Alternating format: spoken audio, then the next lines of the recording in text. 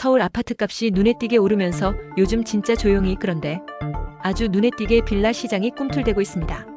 예전엔 빌라 산다는 말 어디 가서 꺼내기도 좀 그랬죠. 전세 사기 터지고 붕괴 뉴스까지 나왔을 땐 이제 빌라는 끝났다는 말까지 나왔었고요. 그런데요, 2025년 봄 분위기가 살짝 바뀌고 있습니다. 집은 사야겠는데 아파트는 너무 비싸고 이런 분들이 다시 슬그머니 빌라 쪽으로 눈을 돌리기 시작한 거죠. 실제로 지난 3월 서울의 빌라 실거래 가격 지수가 전월 대비 2.05%나 뛰었습니다. 이게 어느 정도냐면요, 2년 9개월 만에 최대폭 상승이랍니다. 수치만 보면 전세 사기 직전인 2022년 8월 수준까지 거의 다 따라잡았어요. 아니, 진짜 다시 오르기 시작한 거예요? 네. 3개월 연속 상승 중이고 거래량도 3,000건 넘었습니다. 이건 무려 1년 전보다 31% 증가한 수치예요. 그럼 다시 빌라 투자해도 돼요? 잠깐만요. 그 전에 이 흐름이 왜 생겼는지부터 짚어볼게요. 첫 번째 이유, 서울 아파트가 너무 비싸졌기 때문이에요. 실제로 요즘 아파트 청약도 매매도 다들 이건 너무 부담된다는 얘기가 많아요. 그럼에도 집을 사야 하는 분들, 특히 실수요자분들은 결국 차선책으로 빌라를 택하는 경우가 많아진 거죠.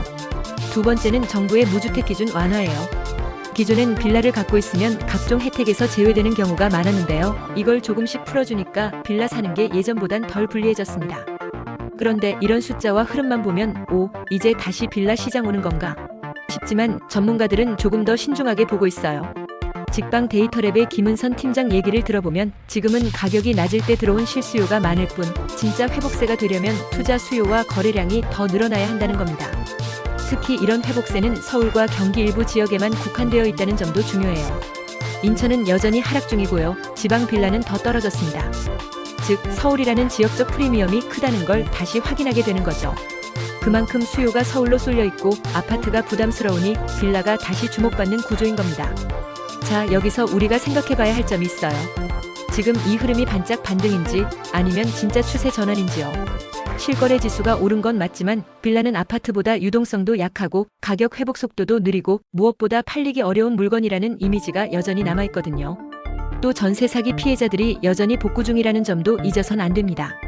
물론 예전처럼 사기판이라는 이미지는 줄었지만 제도적 개선이 완전히 자리 잡은 건 아니니까요.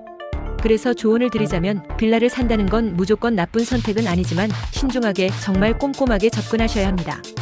예를 들어 지분 쪼개기는 아닌지, 다세대 중에서도 도로 접한 정식 주소가 있는지, 중개사가 설명을 잘해주는지, 등기부 확인은 충분히 했는지 이런 기본적인 것들을 꼭 점검하셔야 해요. 그리고 하나 더, 지금 오르기 시작했으니까 좀 더 오르겠지? 하고 투자 개념으로 접근하시는 분들께는 경고드립니다. 빌라는 기본적으로 거주용 실수요자 중심의 시장입니다. 투자 수익률로만 따지면 아파트보다 낮고요. 팔 때 시간이 오래 걸릴 수도 있다는 점 잊지 마세요. 그럼에도 불구하고 내 집 마련이 급하고 예산이 딱 정해져 있고 전세는 이제 못 믿겠고 이런 분들에겐 빌라가 여전히 현실적인 선택지가 될 수 있습니다. 특히 요즘 신축 빌라 중에는 아파트 못지않은 구조와 마감재를 갖춘 곳도 많고 대중교통 접근성 좋은 위치에 있는 빌라들도 눈에 띄고 있거든요. 그렇다고 서울 빌라 무조건 사라, 이런 얘기는 아닙니다. 그보다는 지금 시장에 어떤 흐름이 일고 있는지 내 상황에 맞는 선택지를 충분히 고민해야 한다는 얘기예요. 집값은 늘 그렇죠. 한쪽이 오르면 또 다른 쪽이 움직이고 기회는 늘 조금 다른 곳에서 조용히 찾아옵니다. 지금은 아파트에 치여 소외됐던 빌라가 다시 조명을 받는 시기인지도 모르겠습니다.